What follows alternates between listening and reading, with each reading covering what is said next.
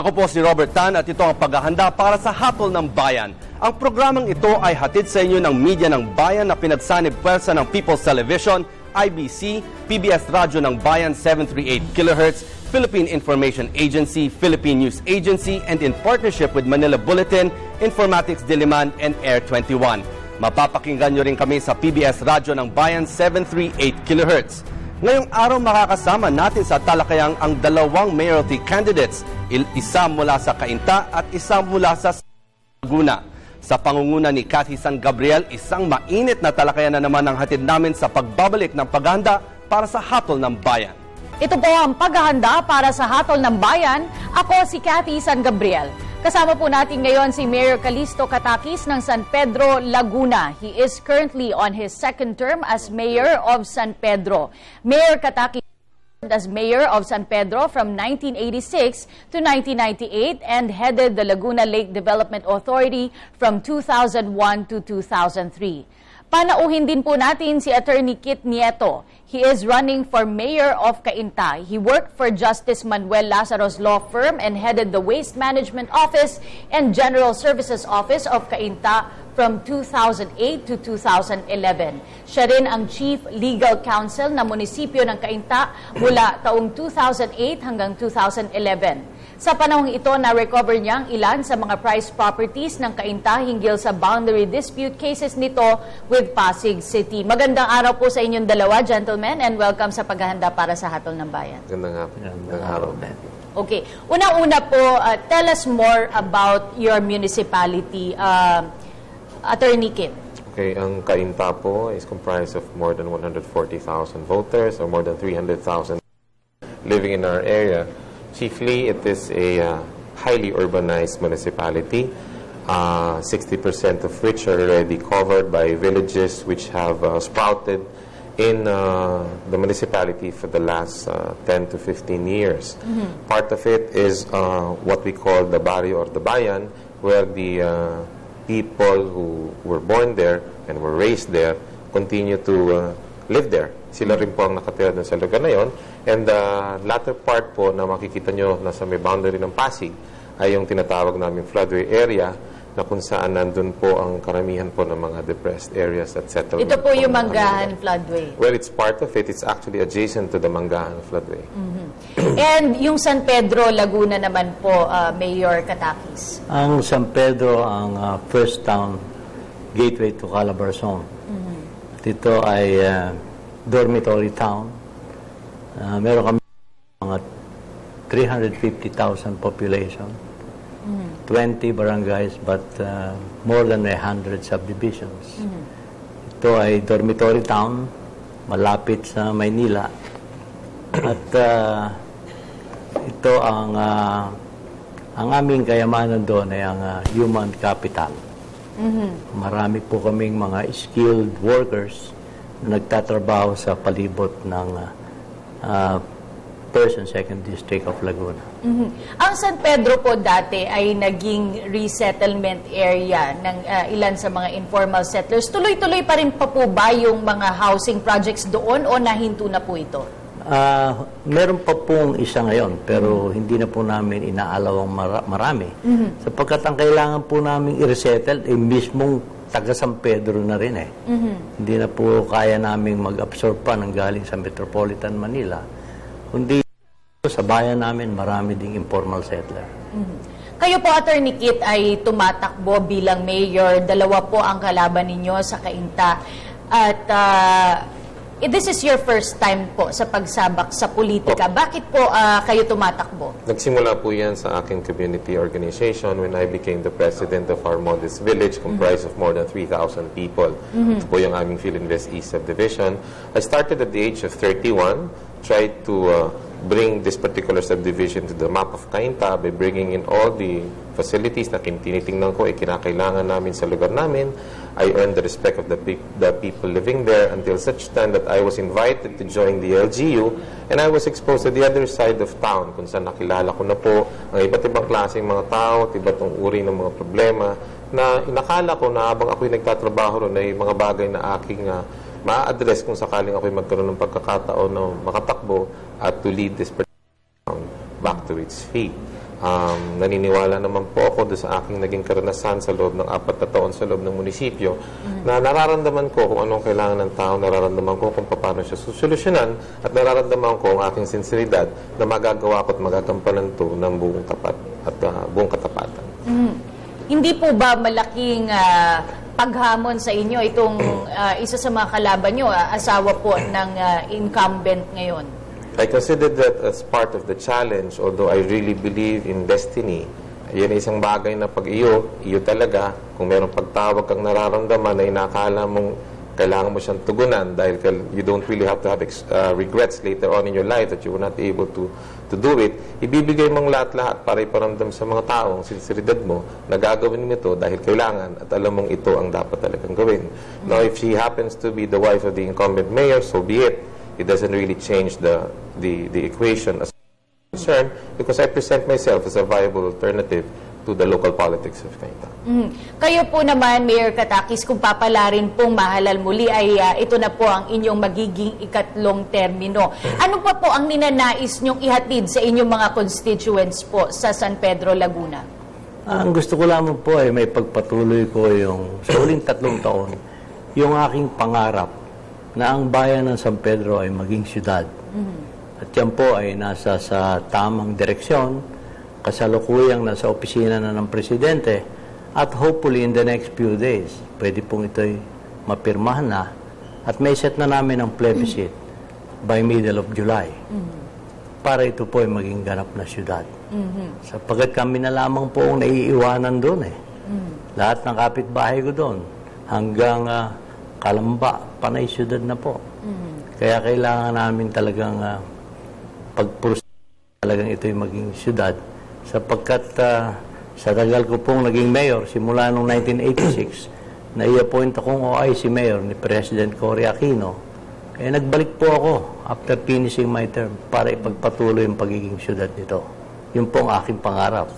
Ano po ba ang pangunahing pinagkukunan ng income ng munisipalidad ng San Pedro? Ay, natural po, mga businesses, mga business permit, lahat po. At kami po naman ay suportado ng mamamayan. Talaga pong sila nagbabayad para sa bayan. Kayo po bang dalawa ay merong mga kamag-anak na kasalukuyang nakapwesto sa pamahalaan or tumatakbo? At kung meron po, ano ang pananaw ninyo patungkol sa issue ng political dynasty o yung tinatawag na Kamag-anak Incorporated? Kayo po, Attorney Kit.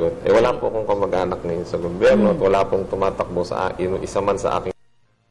Kung bibigyan niyo akong pagkakataon na magbigay ng aking opinion tungkol sa political dynasty, I just believe that we should be giving each and every person an equal opportunity to serve and be elected. And if you use government resources to favor your end because you happen to be a relative of the incumbent official, I just find it maybe, sige, gamitin mo yun, pero ang inakala ko sa personal kong pananaw, hindi siya mangyayari sa akin. Sa pag dumating ang pagkakataon na mangangailangan na akong bumaba kung sakali ako'y magtagumpay dito sa aking inaasam, it should not happen just because of the personal conviction that we should be giving equal opportunity to the rest of the people who also have noble objectives to have their turn and to serve the people well. Pero bilang isang abogado po, ano po ba talaga yung nakasaad sa konstitusyon at maaari po ba talagang i-legislate na ipagbawal yung political dynasty? You know, the vagueness of the provisions in the Constitution gives actually the legislature now an impetus para sila po ay gumawa ng mga specific provisions na mag-a-apply at mag-govern po sa implementing rules po ng general principle na dapat meron tayong nirerespeto sa pagtakbo. At yun yung laban natin sa dynasty.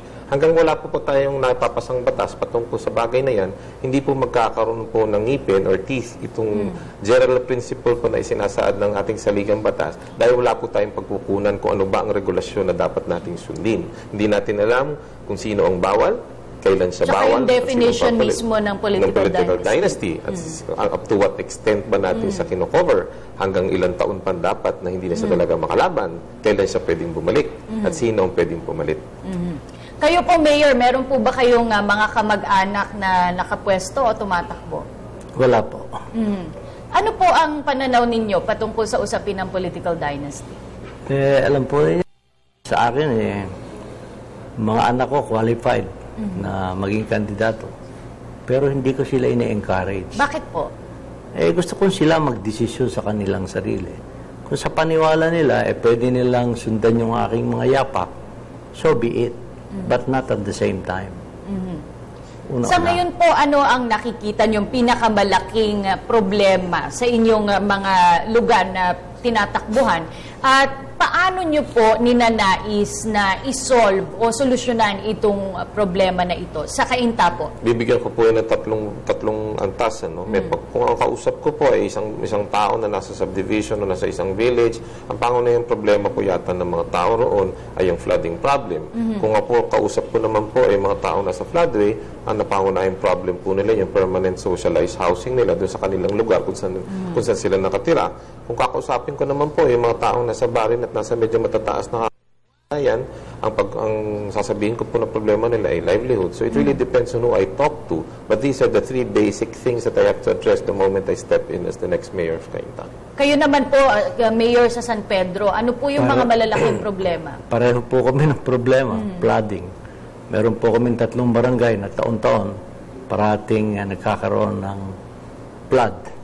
Kaya ngayon po ang iniisip namin, permanent evacuation center na para pagdadating ng ganung panahon, taken care of sila. At talaga naghahanda rin po kami ng support financially. Kasi po, inaabot na mga 3, 4, 5 months So halos kalahating taon po nandun sila, nakalubog sa baha. Lahat po yan, sagot halos ng munisipyo. Lahat ng mga kaibigan namin, kinukumbida namin, nakikiusap kami para tumulong din. So far, supportive po naman sila. Kaya nagpapasalamat kami sa kanila. Mamaya ipagpapatuloy natin yung ating diskusyon, lalo na po patungkol sa issue ng pagbaha na pareho pong apektado ang inyong mga lugar sa pagbabalik po yan ng paghahanda para sa Hatol ng Bayan. Nagbabalik ang paghahanda para sa Hatol ng Bayan, hatid sa inyo ng Media ng Bayan.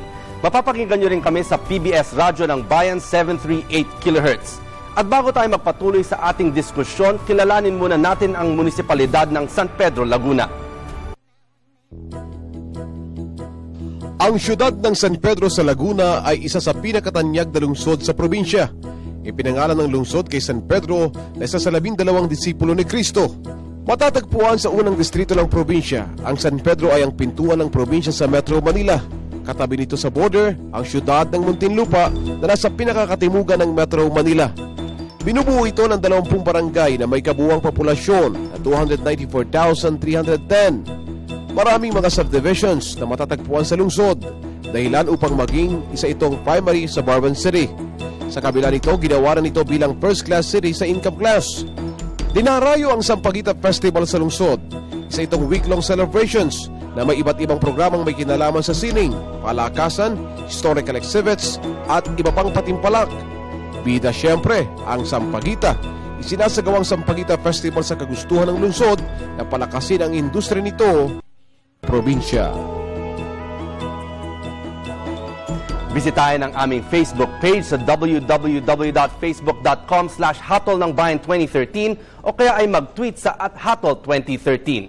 Balikan natin muli si Cathy San Gabriel at ang ating mga bisita. Cathy? Maraming salamat, Robert. At kasama pa rin po natin si Mayor Calixto Katakis ng San Pedro at Attorney Kit Nieto ng Cainta. Pag-usapan po natin ang inyong mga plataforma. Unahin po natin si Attorney Kit. Patungkol sa pamamahala. Pamamahala. Okay. Kung tungkol po ito sa edukasyon, ang aming scholarship foundation po na tinayo ay sasakatuparan na namin bilang isa sa primary concerns po ng aming gobyerno na magkakaroon po kami ng allocated budget that would exceed yung aming maximum target ng estudyante na magkakaroon po ng libreng tuition sa pag-aaral sa kolehiyo. No? Patungkol naman po sa baha na ating pinag-uusapan kanina lang, there has to be a concrete solution na ang magsasama-sama po yung national government, ang local government at ang private sector na nag-i-invest po sa aming lugar dahil inaakala ko po na isang napakalaking suliranin na katulad nito ay isang bagay na dapat pagsama-samahan ng lahat ng ahensya ng gobyerno at ng pribadong sektor. Patungkol po rito, siguro mas maganda siguro ilahad natin dito na ang pagbabaha ay isang bagay na ginagawa ng isang kalamidad na ang tao man ay kailangan lang maging laging handa. upang sa gayon ay bawasan natin ang disgrasya o anumang di kagustuhang pangyayari matapos ito. I plan to continue the dredging and the desilting of all major water arteries sa aming lugar. Kasama na rin po dito ang paglalagay ng mga creek walls na inaakala akong magpapatibay po ng ating tubig daluyan just to ensure na ang lugar namin po will be a bit safer than how it is today. But assuming that this particular problem is not perfectly resolved, we have to address also the disaster preparedness program that Cainta should already be earmarking at this early point in time. Sa kasalukuyan po ba, wala? Meron naman po sila, pero ang sinasabi ko lang siguro, kailangan nating pag-ibayuhin mismo. Paano ba natin mapaparamdam sa mga tao na sa panahon ng mga kalamidad, mayroon silang gobyernong maaasahan na kanilang matatawagan. I propose the construction of 3 buildings po that we shall be calling as the disaster relocation sites. Alam niyo po, pinakamasakit yatang mangyari, yung bahay ninyo inanod na ng tubig at kayo'y papipilitin pa rin tumira sa mga basketball court sa loob ng 3 o 4 na buwan na meron lang po kayong 2 portalet na pagsasaluhan ng mayigit 800 tao. I think it is high time, after considering na ang Cainta is a calamity-prone area, na magkaroon po tayo ng mga structures that are professionalized po ang service kung saan isang centralized kitchen na lahat ng donasyon ng kung sino mang politiko o private entity ay doon po dadaan para kung kailangan tayong magluto, isa lang po ang kakanin ng lahat ng taong nakatira sa lugar. Magkakaroon po tayo ng bunker housing dun mismo sa building, comprised of 800 rooms siguro sa loob po ng isang building, na ang mga pamilya po ay doon na sila titira, na may mga kutsyon na hindi sila kailangan matulog sa sahig. And so on and so forth. No? Yung situation by itself, the building should be able to at least make life a bit more comfortable for the people already affected by the calamity. At yan po igagamitin lang sa mga panahon ng kalamidad dahil inaakala ko na ito na po yung bagay na makakapagparamdam sa kanila na we are just here to serve them well and to serve them well. Kayo naman po, Mayor Katakis, kung sakasakali nga po, ito na po ang inyong ikatlo at huling termino. Ano po yung ninanais nyo pang ipahatid sa ating mga kababayan, yung plataforma de gobyerno nyo po at yung iiwanan nyo pong legacy? Ako po ay merong sinusunod na direksyon, yung San Pedro Roadmap 2020. Diyan po ay pangunahin na edukasyon kung saan sinusuportahan ko simula sa daycare, elementary, public high school, PUP, at ang San Pedro Technological Institute, na kung saan ang technical and vocational courses na TESDA accredited, yan po ang itinutulong namin sa kabataan ng San Pedro. Pagdating po naman sa kalusugan, 2 hospital ang ipinatayo ko ngayon, at siguro po in the next few months, operating na po ito, makakatulong ito sa marami naming mga mahihirap sapagkat kinukumpleto ko po ang facilities. Meron po ko doon mga laboratory, x-ray, meron po ako doon dialysis machine, operating room, wellness center, at pinalalakas ko po ang aming 21 centers sa buong bayan. At pagdating po naman sa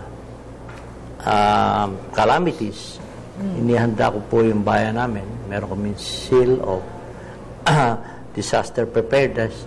Inihanda ko po ito sa mga darating na calamities. At pinalalakas ko ang operation ng aming MSWD para talagang makatulong sa maraming mahihirap. Pag-usapan po natin pa rin yung flooding, no? Kasi common ito sa inyong dalawang nasasakupan sa Cainta at sa San Pedro, Laguna. Kayo po, Mayor, ay may pinopropose din para dun sa 3 barangay sa San Pedro, Laguna na laging lubog sa baha most of the time, no? 4-5 buwan sa isang taon. Ano po yun? Sa akin po, ang kailangan talaga doon i-dredge. Pataasin po yung tagiliran noon, lagyan ng karsada, para yun po ang maging Laguna de Bay Nautical Highway. At patapos po malagyan nyo ng karsada na angat, mabablock po yung flow, na overflow ng tubig galing sa lawa. Tatayo din kami doon ng isang ferry terminal. And hopefully, kung I will be given a chance, gusto ko sanang doon maglagay ng isang water filtration facilities na pwedeng mag-convert ng 200 million cubic meters of water into potable water. for distribution po yon sa Metro Manila and to Cavite provinces. So siguro po kung meron tayong ganung mga technology na pwedeng magawa, napakalakas pong pumping yon, 200 million cubic meters per day. So kung meron mga bagyo o kalamidad, hindi patatakbuhin natin ng 24 hours yon para at least ma-deplete ng konti yung tubig, hindi mag-overflow sa buong bayan. Hindi nyo po ba kino-consider yung zoning since 3 barangay po ito? Medyo hindi gaano kasing dami nung sa Cainta na 60% ang talagang bahain sa kanila. Meron pa po bang paglilipatan sa San Pedro? Binigyan ko po sila ng pagkakataon sa Upland na lumipat. Pero 2,900 families lang ho. Marami rin. Ngayon, pero yung iba ayaw umalis kasi doon daw sila pinanganak. Hindi na nila gustong umalis doon. So dapat talaga siguro ang bigyan ng solusyon talaga yung shoreland. Ito pong gaya nung nabanggit nyo, 60% of Cainta talaga ay binabaha at talagang napakatagal bago mag-subside yung tubig. Siyempre po, apektado yung pagnenegosyo sa Cainta. Can you give us a picture, an idea, kung ano pong nangyayari dun sa mga negosyo? And how do you plan na ayusin po itong ganitong sistema na tuwi na lang pong magkaka-disaster ay pati komersyo ay apektado? Opo, a lot of industry deserted our area. No? Siguro ito na po yung panahon na magkaroon lang kami talaga dapat ng isang urban planner who shall design this once and for all para ma-address namin ang problema ng baha. Ang nangyayari po kasi sa ngayon is kung merong magre-request na isang kalye na ayusin ang kanilang drainage para itaas yun, ang pupuntahan po ng tubig, yung kabilang kalye naman na hindi naman nagre-request at hindi nagfa-follow up for a program.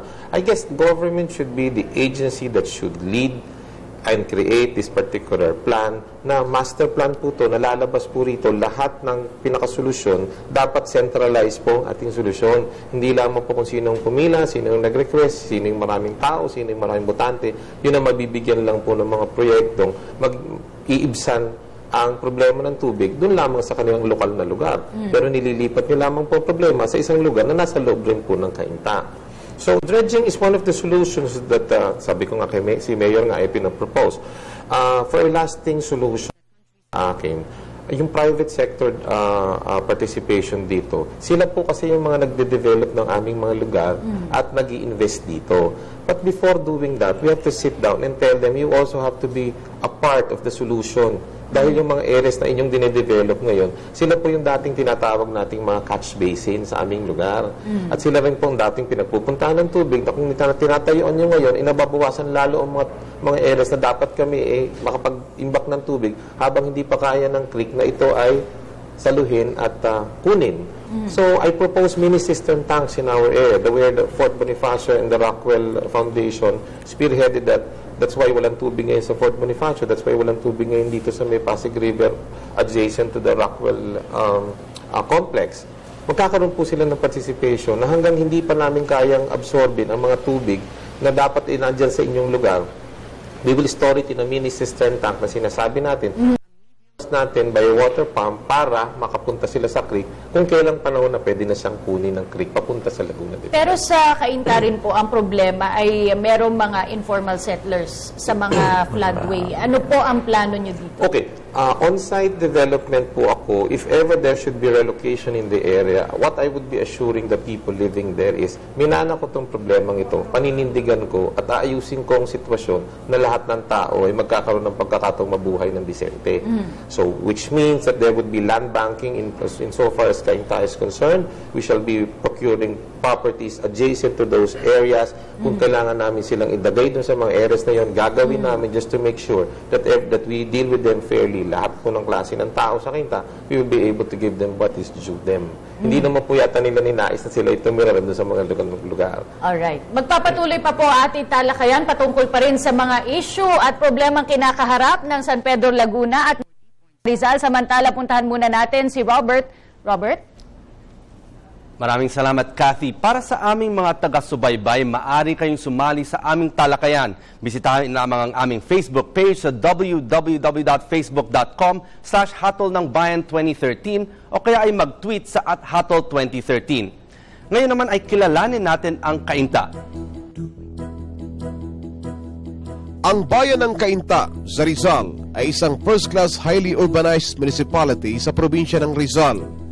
Dahil sa lokasyon ito na nasa border ng Rizal at Metro Manila, madaling makapasok ang mga negosyo sa bayan, dahilan para maging urbanisado ito.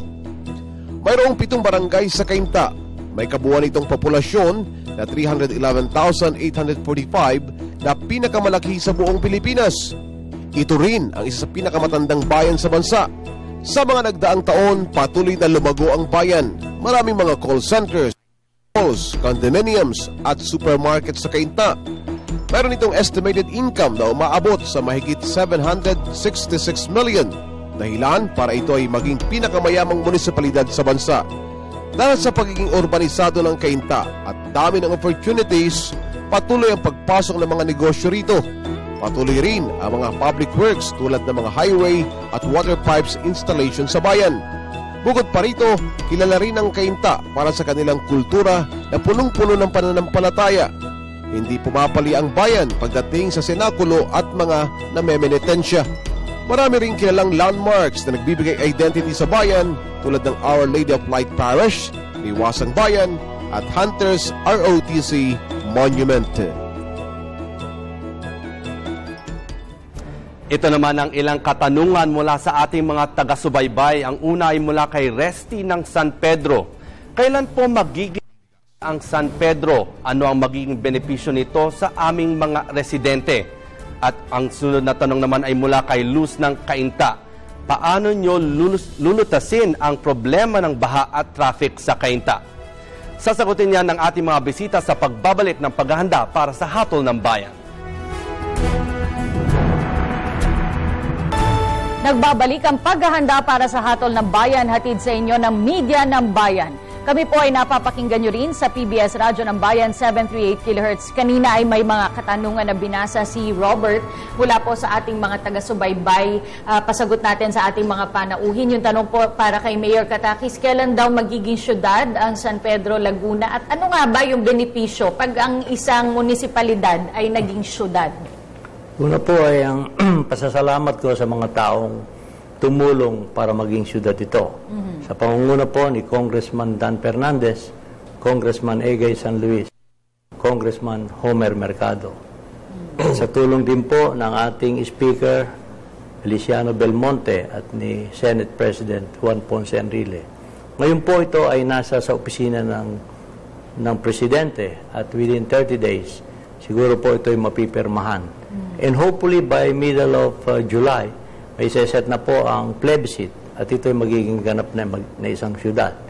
Pagkatapos pong ito ay maging syudad, ang pakinabang po nito ay napakalaki. Magiging doble po halos ang internal revenue allotment. Kaya sa tinatayang 569 million na income ng San Pedro, madadagdagan po ito ng another 400 million. So siguro po pag ang kita natin ay close to 1 billion, lahat na po siguro ng mga proyekto at pangangailangan ng mamamayan ay may a-address na po natin sa susunod na panahon. Kaya kami po ay nagpapasalamat sa lahat ng mga support ng mga taong bayan. At within, after the plebiscite po, ang pamahalaan ay walang karapatan po na magtaas ng taxes within a period of 5 years. Kaya wag po kayong matakot.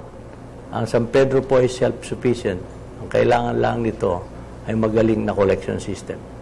Pero since it's a dormitory town and maliit lang po ang land area ng San Pedro, Laguna, paano nyo po pa balak palaguin ang inyong munisipalidad o ang magiging syudad ng San Pedro? Alam po ninyo, ang Alaska Milk is foreign investment na po yan.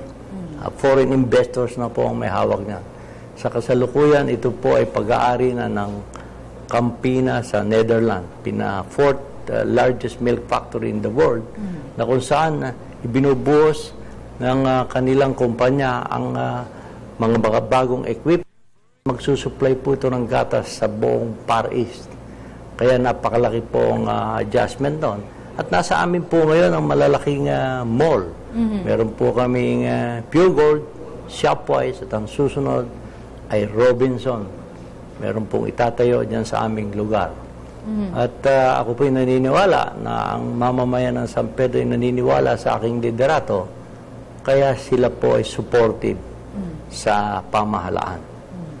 Yung tanong naman ng ating viewer para kay Attorney Nieto, paano nyo daw lulutasin yung problema sa baha? Napag-usapan na natin yun. Dadagdagan ko na lang siguro. Oho, pero yung isa pa rin malaking problema sa Cainta, yung traffic. Okay, sige. Sa baha muna. So, siguro the first month in office, I intend to employ siguro at least 300 tao galing sa munisipyo na tinatawag namin mga job orders or contractuals na aming i-deploy sa lahat ng creek areas at water areas po ng Cainta.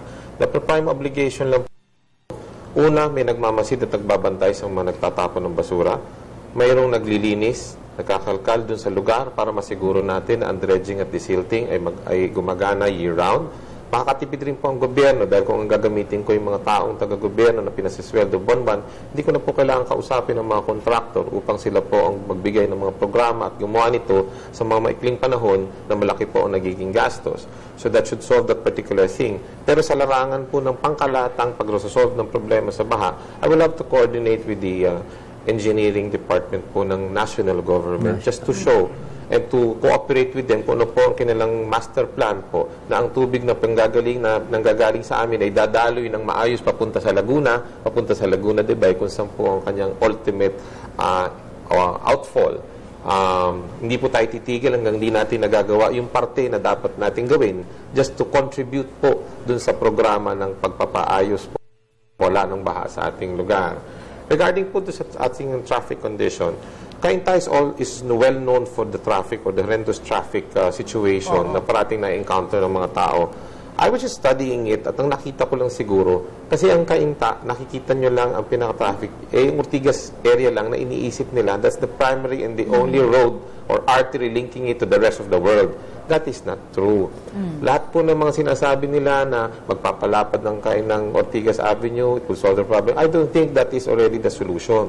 You create alternative routes that would at least allow people to go that way on a particular day para po masolve natin ang traffic problem. As of now, there are actually 4 arteries po linking Cainta to Metro Manila and to the rest of Rizal.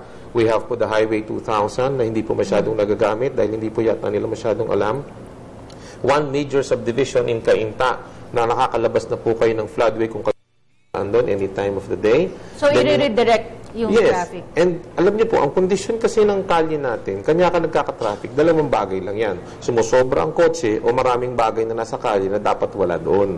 So if you try to insist on having a political will to clean up that particular area and ensure na ang sidewalks ay gagamitin ng mga tao para hindi sila nasa kalye, mas bumibilis po siyempre ang daloy ng sasakyan. And of course, you have this Marcos Highway area along Santa Lucia Mall na 6 lanes na po siya kalapad, although it's not really part of Cainta. We try to use that maybe as part of the journey kung saan man kayo pupunta sa inaraw-araw na pupuntahan ninyo sa iba-ibang lugar sa inyong pagtatrabaho. Sa dami po ng nakausap ko na mga kandidato, be it incumbent o yung mga first-timer, lagi pong lumalabas itong mga pangunahing problema. At gusto ko pong tanungin sa inyo kung paano nyo susolusyonan. Unang-una po, healthcare. Mayor Kataki. Sa amin po, kumpleto po halos kami kasi 2 bagong hospital nga po eh. Pagkatapos 21 healthcare center. At sinusuportahan ko po ang sa gamot ng mga 1.5 million per quarter. Pag naging city kami, di doble na yun. 3 million per quarter na po ang bibili namin. At marami po kami strategies na ginagawa ngayon. Meron po kami mga wellness center from China para sa senior citizen. Meron din naman kami mga acupuncture, traditional medicine from Korea na ginagamit namin na panay herbal naman ang application o kaya walang side effect. So, ngayon po, inihanda pa namin ang pagbili ng PhilHealth. Ngayon po, nagsisimula kami at 3,000 PhilHealth para ipamigay sa taong bayan. Pero kung bibigyan po ako ng pagkakataon na makapaglingkod pa ng 3 taon, ang target ko po, 100 PhilHealth na babayaran ng munisipyo para ibigay sa lahat ng mga nangangailangan. Sapagkat sa 400,000 population in the next 3 years, tama lamang po na 100,000 mahihirap ang makatanggap ng PhilHealth para naman wala na po silang masyadong problema sa kalusugan. Attorney Nieto. Yung sa health concerns po natin, wala po kasing secondary hospital ang Cainta, and I intend to prioritize that as a project dahil alam ko po ang takbo ng tao sa amin ngayon, na kahit ako isang pribadong mamamayan sa ngayon, lahat po is patungkol sa social service, yung kanilang karapatan na magkaroon man lang na isang ospital na titingin sa kanila ng libre. I have to secure the services of a private diagnostic center right now to cover all these requirements of the people. Samantalang ang gobyerno ang dapat gumagawa nito. I have to resort to the hospitals po ng Amang Rodriguez at Rizal Medical dahil hindi matugunan ng existing aming hospital yung mga pangangailangan nila sa operasyon at sa lahat ng mga diagnostic procedures dapat makuha at ma-address. I intend to allocate at least 100 million pesos coming from the Department of Health na aking ilalabi pag ako yung mupo kung sakat-sakali upang sa ganun ay maiayos ko yung ospital at mabili ko lahat ng klase ng equipment na kakailanganin nang sa gayon na hindi na po sila kailangan umikot sa napakaraming tao para matugunan lang ang kanilang pangangailangan sa kalusugan. Okay, sunod po yung drugs at peace and order. Problema po ba ito sa San Pedro, Laguna? Problema din po yan. Siyempre, yung mga densely populated communities, meron po. Pero hindi po namin pinababayaan yan sapagkat ako'y nagpapasalamat sa aming PNP. Sapagkat ina-address po nilang lahat ng mga problema namin sa drugs. At ako mismo, personally, hindi po ako nalalapitan pagka ang problema ng mga kababayan ko tungkol sa drugs. I make it a point na wag na pag drugs, wag nyo nang dalhin sa akin yan. Doon na lang sa kalabang ko. Attorney Nieto, yung pong problema ng drug peace and order sa Cainta, paano nyo po susolusyonan? It's a pure question of political will, how you be able to implement it. If you provide clear marching orders that are characterized by its being unconditional and mandatory, I see no reason why they should be failing that particular thing. The PNP has been trained to actually address all these issues.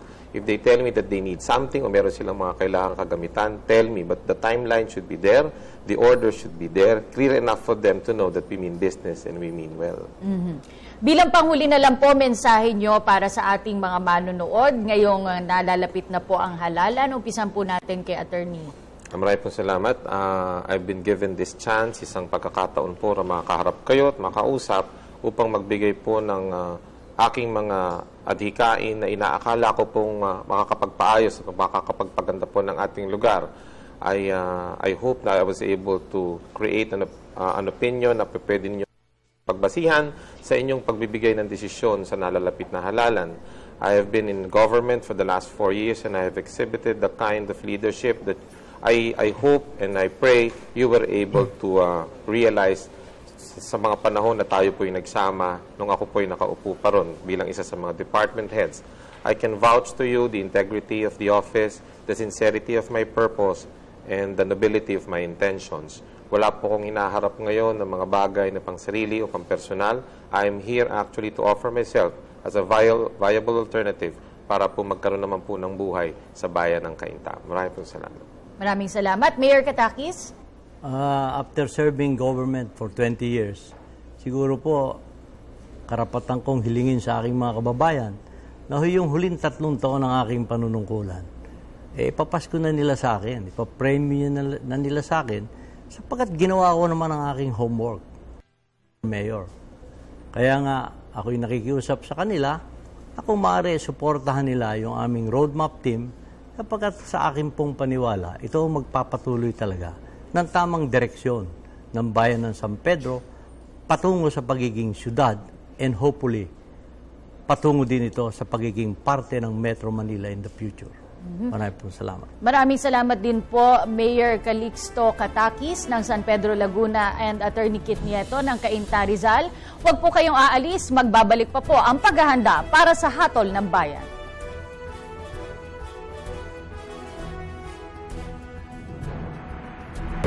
Ito nga, Cathy, sa discussion niya kanina sa tumatakbo dyan sa Cainta, they have a common problem, yung pagbabaha. Ito, nakita naman natin, maganda pakinggan yung nakikita natin gusto nilang solution, long-term solution sa problemang ito at hindi lang talaga pwedeng mga band-aid solutions Kasi every year, yan ang naging problema dito sa kanilang lugar. Pansin ko rin, Robert, maganda rin yung kasi apektado sila lahat itong Laguna de Bay, itong pagbaha sa Laguna de Bay, itong Rizal itong Laguna. At maganda yung nagkakaroon din sila ng exchange of ideas dahil iisa nga lang itong pinagpupuntahan nitong tubig na umaapaw sa kanilang lugar. At nakakalungkot, no, I just found out kanina na 60% pala ng Cainta ang talagang nalulubog sa baha tuwing bumabagyo. At hindi lang yun, lubog sila 3 months, 4 months bago bumaha. No? So talagang lubhang apektado at ang mga residente dito at talagang dapat tutukan ito hindi lamang na pamahalaan, as they said, no, maging ng national government. And they are willing, sabi nila, kung sakasakaling mahalal na makipag-cooperate sa mga proyekto ng pamahalaan para nga once and for all masolusyonan itong problema. Maganda rin yung sinabi kanina na it takes two to tango. Yung local government, national government, pati yung mga private businesses. Kasi sila yung nagbibigay ng investments doon sa lugar, lalo na sa Cainta. Yung sinasabi, catch basin kung saan sila nagtatayo. So, kailangan talaga tumulong rin yung private sector kasi pagdating sa pagbumaha, sila rin ang apektado dito. So, it really, they really need help from each other. So, ito nga, kailangan tingnan ng ating mga botante, yung mga, pati na rin sa business sector, tingnan nila ang layunin ng mga kandidato natin. Maraming salamat sa Ergo Contracts Philippines para sa ating tables and chairs. Matatagpuan sila sa 2634 Rockefeller Street, Barangay San Isidro City. Pwede nyo silang tawagan sa numerong 843-1177. Maaari nyo ring bisitahin ang kanilang website sa www.ergocontracts.com. Sa araw na ito, nalaman natin ang mga pangunahing issue na planong aksyonan ng ating mga naging bisita.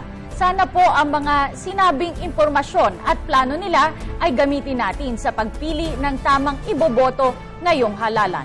Ako po si Cathy San Gabriel. Ako naman si Robert Tan. Magandang araw sa inyong lahat.